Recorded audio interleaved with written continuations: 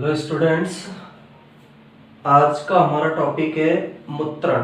यानी मनुष्य में जो मूत्र के उत्सर्जन की क्रिया है वह किस प्रकार से संपन्न होती है। तो इसमें सबसे पहले हम लोग पढ़ चुके हैं कि मूत्र का निर्माण वृक्क में हो रहा है, किडनी में। किडनी के पेल्विस भाग में वो आता है, पेल्विस भाग से मूत्र वाहिनी में और मूत्र वाहिनी से मूत्राशय में आता है। तो वृक्क द्वारा निर्मित मूत्र मूत्राशय में आता है और सीएनएस द्वारा इच्छित संकेत मिलने तक संग्रहित रहता है। सीएनएस है सेंट्रल नर्वस सिस्टम, जिसमें मस्तिष्क और मेरुरज्जु आते हैं। तो सीएनएस से जब तक संकेत नहीं मिलेंगे तब तक मूत्राशय के अंदर मूत्र को इकट्ठा करके रखा जाता है। मूत्राशय में जब मूत्र भर जाएगा तो मूत्राशय की दीवार फैलती है, यानी मूत्राशय की जो भित्ति है उसमें फैलाव होगा और उसके फैलने से संकेत उत्पन्न होते हैं। जब मूत्राशय मूत्र से पूरी तरह भर जाएगा उसकी भित्ति का फैलाव होगा, जिसके कारण कुछ संकेत उत्पन्न होते हैं। इन संकेतों को मूत्राशय भित्ति से सीएनएस में भेजा जाता है। अब ये जो संकेत उत्पन्न हो रहे हैं, इन सिग्नल या संकेतों को मूत्राशय की भित्ति सीएनएस तक भेज देती है। इसके बाद सीएनएस से मूत्राशय की चिकनी पेशियों के संकुचन और मूत्राशय अवरोधनी के शिथिलन का प्रेरक संदेश आने पर मूत्र का उत्सर्जन होता है। जब सीएनएस के पास ये संकेत जाते हैं तो सीएनएस के द्वारा एक प्रेरक संदेश भेजा जाता है। उस संदेश के द्वारा मूत्राशय की चिकनी पेशियों को संकुचित किया जाता है, जिससे कि मूत्राशय से मूत्र जनन छिद्र के द्वारा या मूत्र छिद्र के द्वारा मूत्र बाहर उत्सर्जित हो सके। इसके अलावा यह संदेश मूत्राशय अवरोधनी के शिथिलन को प्रेरित करता है। मूत्राशय पर जो अवरोधनी पाई जा रही है मूत्र छिद्र और मूत्राशय के बीच में, उस अवरोधनी को फैलाने का काम भी यह संदेश करेगा, जिससे मूत्र का शरीर से बाहर उत्सर्जन हो जाता है। और मूत्र जब शरीर से बाहर निकाला जा रहा है तो इस क्रिया को ही मूत्रण कहा जाता है।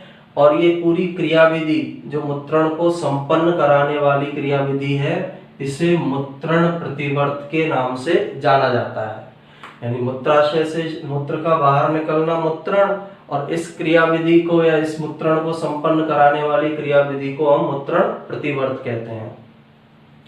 औसतन एक स्वस्थ व्यक्ति के द्वारा एक दिन में 1 से 1.5 लीटर मूत्र का उत्सर्जन किया जाता है। यानी 1 से 1.5 लीटर यूरिन का एक्सक्रीशन या उत्सर्जन एक स्वस्थ व्यक्ति एक दिन में करता है। मूत्र का रंग हल्का पीला होता है, जो उसमें उपस्थित यूरोक्रोम पिगमेंट या वर्णक के कारण होगा। थोड़ा अम्लीय होता है और इसकी पीएच वैल्यू 6 होती है, यानी मूत्र की जो पीएच वैल्यू है वो 6 होगी। और एक दिन में लगभग 25 से 30 ग्राम यूरिया का उत्सर्जन मूत्र के साथ कर दिया जाता है। यानी पर डे 20 से 30 ग्राम यूरिया शरीर से बाहर उत्सर्जित कर दिया जाएगा।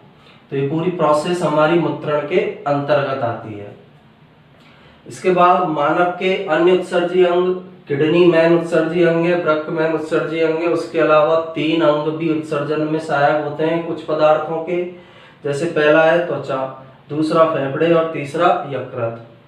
त्वचा में हमें पता है श्वेत ग्रंथियां पाई जा रही है। श्वेत ग्रंथियां श्वेत या पसीने का सिक्रेशन करती है और इस पसीने में जल के साथ नाइट्रोजनी उत्सर्जी पदार्थ होते हैं।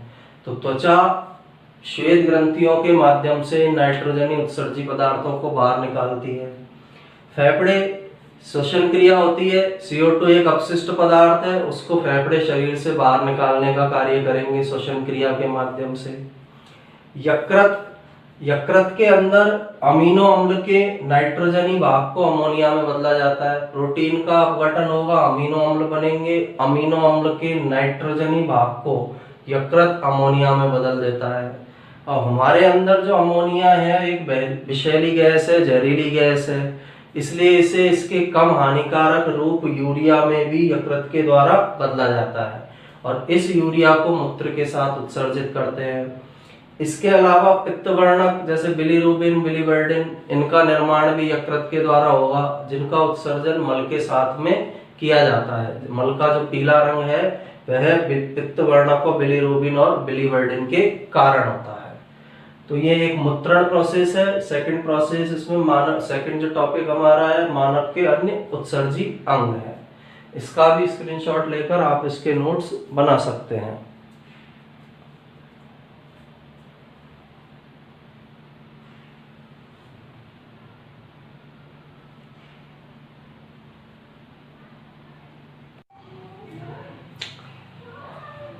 नेक्स्ट टॉपिक हमारा इस चैप्टर में है उत्सर्जन संबंधित रोग, या इन्हें ही हम वृक्क की विकृतियां बोल सकते हैं, क्योंकि उत्सर्जन किडनी कर रही है इसलिए इन्हें वृक्क की विकृतियां भी बोला जाता है। सबसे पहला रोग है यूरेमिया।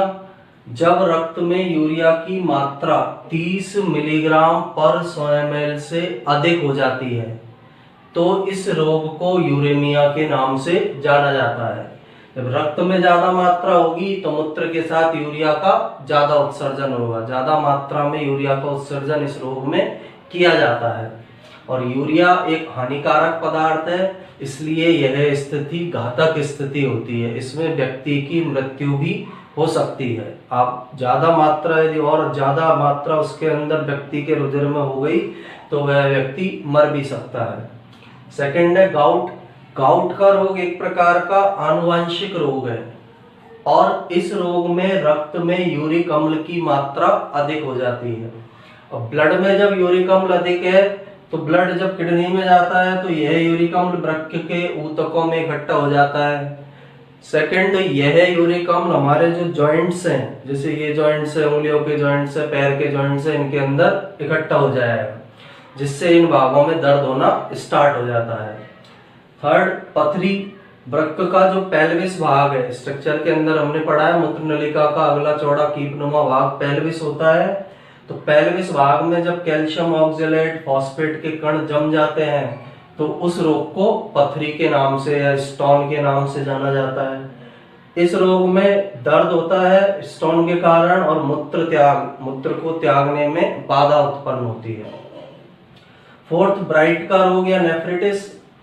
ग्लोमेरुलस के अंदर, ग्लोमेरुलस स्ट्रक्चर हम पढ़ चुके हैं, नेफ्रॉन का भाग है केशिका गुच्छ ग्लोमेरुलस। तो ग्लोमेरुलस में स्ट्रेप्टोकोकस जीवाणु के संक्रमण से यह रोग उत्पन्न होता है। इसके कारण जब जीवाणु संक्रमण कर देगा ग्लोमेरुलस में तो ग्लोमेरुलस में सूजन आ जाती है। दूसरा प्रभाव ये होगा ग्लोमेरुलस की झिल्ली अधिक पारगम्य हो जाती है और इसके अधिक पारगम्य होने के कारण आरबीसी और ब्लड के प्रोटीन भी छनकर फिल्ट्रेट में या मूत्र में आ जाते हैं।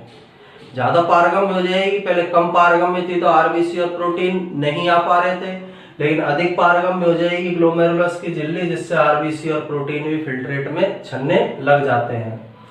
यदि इस रोग का इलाज नहीं कराया जाता है तो पैरों के ऊतकों में तरल जमा हो जाता है, लिक्विड जाकर पैरों के टिश्यूज में जमा हो जाएगा क्योंकि वो नीचे स्थित भाग है हमारे।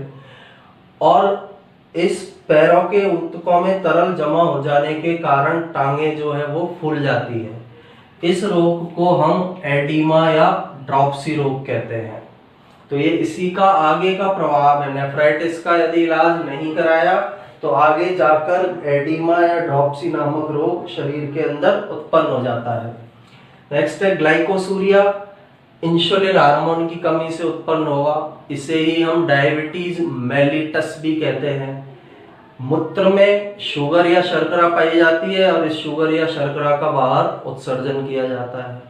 मधुमेह रोग के नाम से भी इसे जाना जाता है। मूत्र के साथ इसमें शर्करा का उत्सर्जन किया जाएगा। डिसयूरिया, मूत्र त्यागने के समय यदि दर्द होता है तो उस रोग की अवस्था को हम डिसयूरिया कहेंगे। पॉलीयूरिया, बार बार यदि कोई व्यक्ति मूत्र जा रहा है यानी मूत्र का आयतन उसके शरीर के अंदर बढ़ चुका है तो ये होता क्यों है? नेफ्रॉन द्वारा जल का पुनः अवशोषण की जो क्रिया है वो सही प्रकार से संपन्न नहीं हो पाएगी, इसलिए व्यक्ति को बार बार मूत्र लगेगा, मूत्र का आयतन बढ़ेगा जिसे हम पॉलीयूरिया कहते हैं। इस रोग को ही बहुमूत्रता बोला जाता है जिसमें व्यक्ति को बार बार यूरिन जाना पड़ता है। सिस्टिटिस, जीवाणु के संक्रमण से या अन्य किसी कारण से मूत्राशय में सूजन आ जाती है, उस रोग की अवस्था को सिस्टिटिस कहा जाता है। ओलिगोयूरिया, आवश्यकता से कम मात्रा में यदि व्यक्ति में मूत्र का निर्माण होता है तो उस रोग की अवस्था को ओलिगोयूरिया कहते हैं। प्रोटीनयूरिया, मूत्र में प्रोटीन की मात्रा यदि सामान्य से अधिक हो जाती है, कुछ मात्रा में प्रोटीन भी निकलते हैं अमीनो अम्ल, लेकिन सामान्य से ज्यादा यदि प्रोटीन की मात्रा मूत्र के अंदर निकल रही है उस अवस्था को प्रोटीनयूरिया कहेंगे। एल्ब्यूमिन यूरिया, मूत्र में एल्ब्यूमिन प्रोटीन के बढ़ने वाली अवस्था या रोग एल्ब्यूमिन यूरिया कहलाएगा। कीटोन्यूरिया, मूत्र के अंदर कीटोन बॉडी जैसे एसिटो एसिटिक अम्ल की उपस्थिति का होना कीटोन्यूरिया रोग कहलाता है। हीमेटोयूरिया, जब मूत्र के साथ आरबीसी निकलेगी, मूत्र का कलर हल्का लाल हो जाएगा, उस रोग को हीमेटोयूरिया के नाम से जाना जाता है। तो ये मूत्र उत्सर्जन संबंधित रोग है, वृक्क की विकृतियां हैं, इसका भी आप स्क्रीनशॉट लेकर इसके नोट्स बना सकते हैं।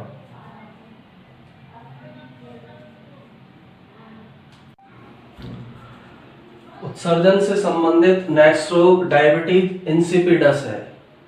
डायबिटीज इंसिपिडस क्यों होता है? जब हाइपोथैलेमस से एडीएच एंटी डायूरेटिक हार्मोन का कम मात्रा में स्रवण होगा तो वृक्क नलिका या नेफ्रॉन के डीसीटी और संग्रह नलिका वाले भाग में जल का पुनः अवशोषण नहीं हो पाता है, जिसके कारण व्यक्ति बार बार मूत्र का त्याग करता है।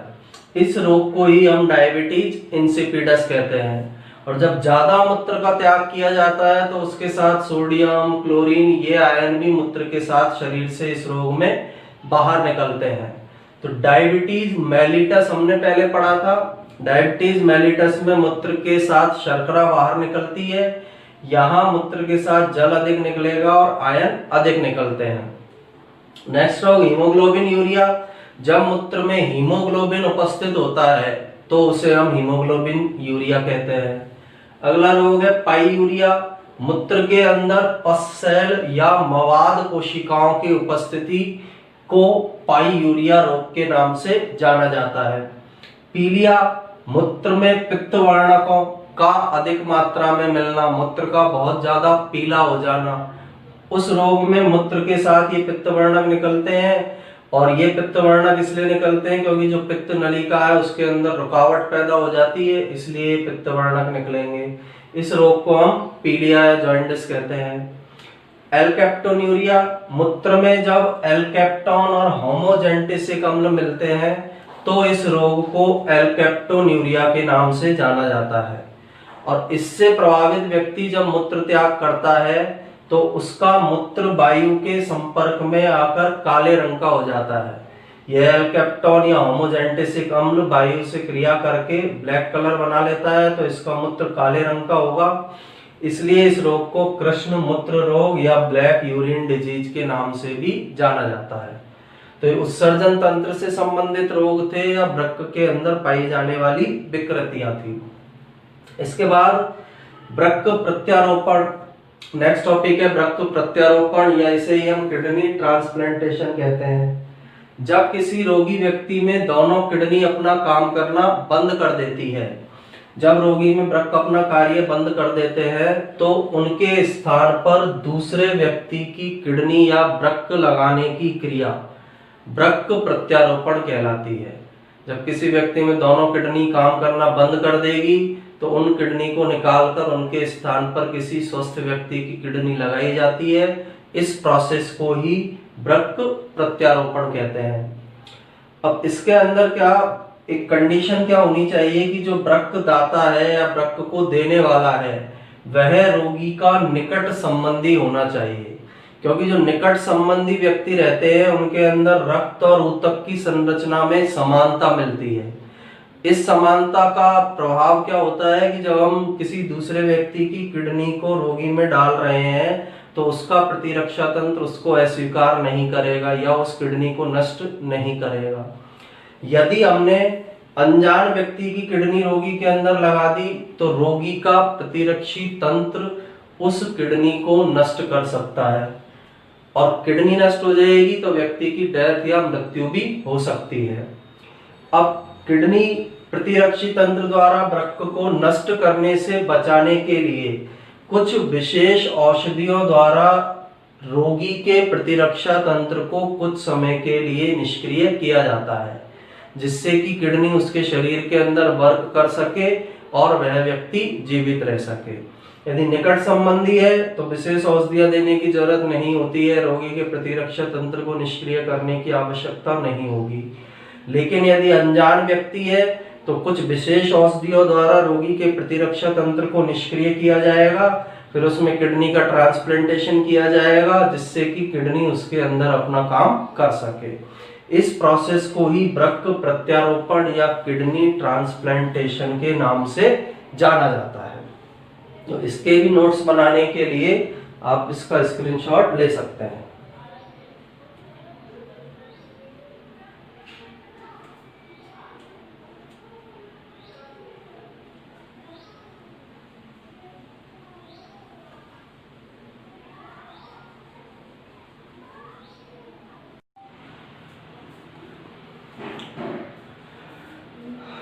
हेलो स्टूडेंट्स, मानव के रक्त परिसंचरण तंत्र में हमने वृक्क से संबंधित रोगों के बारे में पढ़ा था और वृक्क प्रत्यारोपण के बारे में पढ़ा था कि वृक्क से संबंधित कौन कौन सी बीमारियां होती है या उत्सर्जन तंत्र से संबंधित कौन कौन सी बीमारियां पाई जाती है। इसके अलावा यदि किसी व्यक्ति के वृक्क खराब हो जाते हैं तो उसका परमानेंट ट्रीटमेंट करने के लिए उसके अंदर कृत्रिम वृक्क लगाया जाता है, जिसे वृक्क प्रत्यारोपण कहते हैं। और वृक्क खराब होने पर अस्थायी रूप से वृक्कों का कार्य संपन्न कराने के लिए रुधिर अपोहन या हीमोडायलिसिस की क्रिया कराई जाती है। यानी जब वृक्क खराब हो जाते हैं, यूरिया को छाना नहीं जाता है किडनी के द्वारा, तो उसका स्थायी रूप से हम उपचार करने या यूरिया को बाहर निकालने के लिए रुधिर अपोहन या हीमोडायलिसिस विधि का उपयोग करते हैं। अब इस विधि में करते क्या है, सबसे पहले तो जब वृक्क अपना कार्य करना बंद कर देंगे, शरीर के अंदर या रक्त में यूरिया की मात्रा बढ़ेगी, जिसे यूरेमिया कहते हैं। अब इस यूरिया की अतिरिक्त मात्रा को निकालने के लिए कृत्रिम वृक्क का या आर्टिफिशियल वृक्क का उपयोग करते हैं। आर्टिफिशियल वृक्क क्या होता है, एक तरह की मशीन होती है जिसके अंदर सेलोफेन झिल्ली से ढकी हुई नलिकाएं पाई जाती है। अब जब व्यक्ति का हमको रक्त शुद्ध करना हो, यूरिया को निकालना हो, रक्त को महाधमनी में से निकालकर पहले उसे 0 डिग्री सेल्सियस तक ठंडा कर लेते हैं, फिर उसके अंदर एक एंटीकोगुलेंट या प्रतिस्कंदक पदार्थ मिलाते हैं जिसे हेपेरिन कहते हैं, जिससे कि ब्लड जब बाहर आए, शरीर से बाहर निकले तो उसके अंदर क्लॉटिंग नहीं हो, इसलिए उसमें प्रतिस्कंदक पदार्थ हेपेरिन मिला देते हैं। इसके बाद इस रक्त को जो कृत्रिम आर्टिफिशियल वृक्क है उसमें से गुजारा जाता है। उसमें सेलोफेन झिल्ली से बनी हुई है, ढकी हुई नलिकाएं पाई जा रही है। तो ये सेलोफेन झिल्ली जो है यूरिया के लिए और जो भी अपशिष्ट पदार्थ होते हैं, यूरिया, यूरिक अम्ल, खनिज आयन, इनके लिए पारगम्य होती है। आरबीसी प्रोटीन के बड़े अणु, डब्ल्यूबीसी, इनके लिए अपारगम्य होती है। तो इसमें से सेलोफेन झिल्ली में से ये अपशिष्ट पदार्थ छनकर बाहर आ जाते हैं। इसके बाद जब रक्त में से अपशिष्ट पदार्थ बाहर आ जाएंगे तो इन्हें शिरा के माध्यम से रोगी के शरीर के अंदर डाल दिया जाता है। और शिरा के माध्यम से रोगी के शरीर में डालने से पहले इसमें एंटी हेपेरिन पदार्थ मिला दिया जाता है, जिससे कि शरीर के अंदर ब्लड की क्लॉटिंग नहीं हो पाए। तो ये प्रोसेस इसके अंदर करते हैं, जिसे हम रुधिर अपोहन या हीमोडायलिसिस कहते हैं। इस प्रक्रिया को रुधिर अपोहन या हीमोडायलिसिस कहा जाता है। अब इसको स्टार्टिंग से देखते हैं। जब वृक्क अपना कार्य बंद कर देते हैं तो रक्त में यूरिया की मात्रा बढ़ जाती है, और रक्त में यूरिया की मात्रा का बढ़ना यूरेमिया कहलाता है। ब्लड के अंदर जब यूरिया की मात्रा बढ़ेगी तो इसे यूरेमिया के नाम से जाना जाता है। इस कंडीशन को हम यूरेमिया कहते हैं। तो रुधिर में यूरिया की मात्रा बढ़ना यूरेमिया कहलाता है। अब रुधिर से यूरिया और अन्य उत्सर्जी पदार्थों को अलग करने के लिए अपोहन विधि का उपयोग किया जाता है। इसे हम अपोहन भी बोल सकते हैं, रुधिर अपोहन भी इसे बोला जाता है। अपोहन क्रिया में रोगी के शरीर की महाधमनी में से रक्त निकाला जाता है और इसे 0 डिग्री सेल्सियस तक ठंडा करके रक्त में हेपेरिन प्रतिस्कंदक मिला दिया जाता है। यानी महाधमनी में से ब्लड को निकालेंगे, 0 डिग्री सेल्सियस तक ठंडा करेंगे, उसके बाद रक्त के अंदर हेपेरिन प्रतिस्कंदक मिला दिया जाता है। हेपेरिन इसलिए मिलाया जा रहा है जिससे कि ब्लड जब बॉडी से बाहर आ रहा है, महाधमनी में से बाहर आ रहा है, तो उसका स्कंदन नहीं हो, इसलिए हेपेरिन प्रतिस्कंदक मिलाया जाता है। स्कंदन को रोकने वाला यह पदार्थ होता है। इसके बाद इस मिश्रण को, मिश्रण का मतलब है जो हमने रक्त निकाला है, हेपेरिन प्रतिस्कंदक उसमें मिलाया है, उसको बोला जाता है मिश्रण, को सेलोफेन झिल्ली से आवृत नलिकाओं से निर्मित कृत्रिम रक्त में डाल देते हैं। जो मिक्स बनाया रक्त के अंदर जब हेपेरिन प्रतिस्कंदक हमने मिलाया है, इस मिश्रण को सेलोफेन झिल्ली से ढकी हुई नलिकाओं से बने हुए कृत्रिम रक्त या मशीन के अंदर डाल दिया जाता है। सेलोफेन झिल्ली की विशेषता क्या है? प्रोटीन और प्रोटीन के बड़े अणुओं के लिए अपारगम्य है, आरबीसी, डब्ल्यूबीसी इनके लिए अपारगम्य है, लेकिन यूरिया, यूरिक अम्ल, खनिज अम्ल, यूरिया, यूरिक अम्ल और खनिज आयनों के लिए ये पारगम्य होती है। अब यूरिया, यूरिक अम्ल, खनिज आयनों के लिए पारगम्य, इसलिए सेलोफेन झिल्ली में से पदार्थ छनकर अलग हो जाएंगे। सेलोफेन झिल्ली के बीच में उपस्थित द्रव अपोहनी द्रव होता है। जैसे ये जो नलिकाएं हैं, इस तरह की नलिकाएं हैं, इन पर सेलोफेन झिल्ली का आवरण पाया जा रहा है, तो इसमें बीच में एक लिक्विड उपस्थित होता है, उस लिक्विड को बोला जाता है अपोहनी द्रव। तो सेलोफेन झिल्ली में या सेलोफेन झिल्ली के बीच में जो द्रव पाया जाएगा उसे अपोहनी द्रव कहते हैं। झिल्लियों द्वारा नाइट्रोजन युक्त अपशिष्ट पदार्थों को रक्त से निकालकर अपोहनी द्रव में डाल दिया जाता है। जब रक्त में नलिकाओं में आएगा या अपोहन झिल्ली वाली नलिकाओं में, तो इस अपोहन झिल्ली के द्वारा रक्त में से अपशिष्ट पदार्थों को, नाइट्रोजन युक्त अपशिष्ट पदार्थों को निकाल लिया जाएगा और उन अपशिष्ट पदार्थों को अपोहनी द्रव के अंदर डाल दिया जाता है।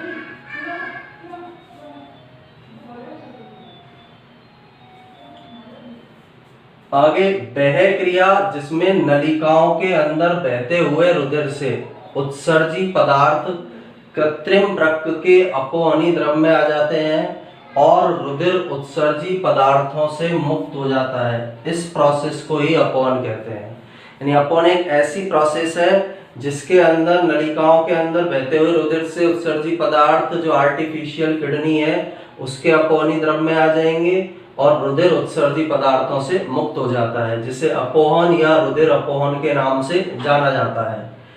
अपोहन के बाद क्या करते हैं? कृत्रिम रक्त से रुधिर को निकालकर हल्का गर्म कर लेते हैं। यानी जो रक्त उसके अंदर इकट्ठा हुआ है कृत्रिम रक्त या नलिकाओं के अंदर, तो उसको रुधिर से निकाला, रुधिर को उस रक्त में से निकाला जाएगा, उसे हल्का गर्म किया जाएगा और उसमें एंटी हेपेरिन मिलाया जाता है। एंटी हेपेरिन इसलिए मिलाया जा रहा है क्योंकि शरीर के अंदर ब्लड का स्कंदन नहीं हो, रक्त के स्कंदन को रोकने के लिए उसके अंदर एंटी हेपेरिन मिलाया जाता है और इसके बाद रोगी की शिरा में इस रक्त को प्रवेश करा देते हैं। तो इस तरह से जो यूरेमिया से ग्रसित रोगी हैं, उनके अंदर उत्सर्जी पदार्थों को अलग करने के लिए इस विधि का उपयोग किया जाता है। अब ये विधि बार बार दोहरानी पड़ती है। हर 3-4 महीने में इस विधि को दोहराना पड़ता है। इसलिए इसका स्थायी जो उपचार है किडनी ट्रांसप्लांटेशन या वृक्क प्रत्यारोपण होता है। यानी रोगी व्यक्ति की किडनी को स्वस्थ व्यक्ति की किडनी से बदल देना इसका स्थायी उपचार है। और अस्थायी उपचार यूरेमिया का कि उसका रुधिर का अपोहन किया जाए या अपोहन के प्रोसेस के द्वारा रुधिर से यूरिया को अलग किया जाए। तो इसके भी नोट्स बनाने के लिए आप इसका स्क्रीनशॉट ले सकते हैं।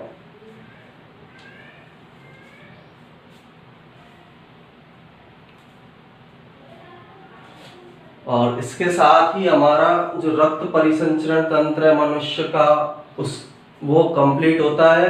इसके बाद हम नेक्स्ट लेक्चर में नेक्स्ट चैप्टर को स्टार्ट करेंगे। Thank you.